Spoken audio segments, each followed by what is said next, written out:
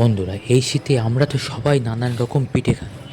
তবে আজকে আমরা নতুনভাবে ট্রাই করলাম নলেন গুড়ের পাটিসাপটা, যেটা স্বাদে অতুলনীয়, মুখে দিলেই মিলিয়ে যাবে। এই রকম অসাধারণ স্বাদের নলেন গুড়ের পাটিসাপটা আপনারাও খেতে চান তো? তাহলে আর দেরি না করে চটপট বানিয়ে ফেলুন তো খুব সহজে। দেখুন, ঠিক এইভাবে বানাতে হবে। তার জন্য প্রথমে আমরা একটা পাত্রে 1 বাটি চালের গুঁড়ো আর 1 বাটি ময়দা সম পরিমাণে নিলাম।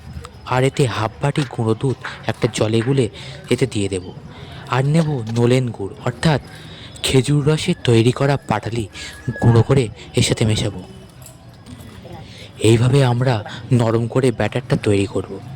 দেখুন, ঠিক এই রকম হবে ব্যাটারটি। এরপরে ব্যাটারটি তৈরি করে আমরা কিছু সময় রেস্টের জন্য রেখে দেব। এদিকে আমরা বানিয়ে নেব পুরের জন্য, পাটিসাপটার পুরের জন্য একটা বাড়িতে তৈরি করা ক্ষীর। তার জন্য আমরা হাফ লিটার দুধ কড়াইতে নিয়ে নেব, খুব ভালো করে আগে ফুটিয়ে নেব। এরপর এই দুধের মধ্যে আমরা 1 বাটি গুঁড়ো দুধ দিয়ে দেবো দুধটা ঘন হওয়ার জন্য, তখন টেস্টটাও বদলে যাবে বন্ধুরা, দুর্দান্ত স্বাদ হবে।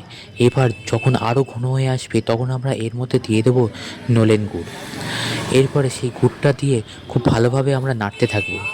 যেই একটু ঘন হয়ে আসবে তখন আমরা দিয়ে দেবো খুব অল্প পরিমাণে মিক্সচারে গুঁড়ো করা সুজি। দিয়ে নাড়তে নাড়তে ঠিক দেখুন, একদম নলেন গুড়ের সন্দেশের মতন এটা তৈরি হবে। এরপরে আমরা একটা পাত্রে পিওর ঘি দেব। সেই ঘি দেওয়ার পরে 1 হাতা করে ব্যাটার ওই ঘিয়ের ওপর দেবো। এরপরে যখন দেখুন, আপনারা দেখতেই পাচ্ছেন, যখন অল্প অল্প শুকিয়ে আসবে তখন এর ওপর থেকে আমরা ওই বাড়িতে তৈরি করে নেওয়া যে ক্ষীর সন্দেশ সেইটা দিয়ে দেব। দিয়ে এবার খুব সুন্দর করে রোল বানাবো। দেখুন তো, এইভাবে তৈরি হয়ে গেল নলেন গুড়ের ক্ষীর পাটিসাপটা রোল। বন্ধুরা, এইভাবে দেখুন আমরা একে একে সমস্ত ক্ষীর পাটিসাপটা রোলগুলো বানিয়ে নিলাম। এরপরে গরম গরম মুখে দিয়েই দেখুন, মুখে দেওয়ার সাথে সাথেই সবটাই মিলিয়ে যাবে। বন্ধুরা, আপনারাও বাড়িতে 2 মিনিটে তৈরি করে নিন এই রকম দারুণ স্বাদের ক্ষীর পাটিসাপটা রোল।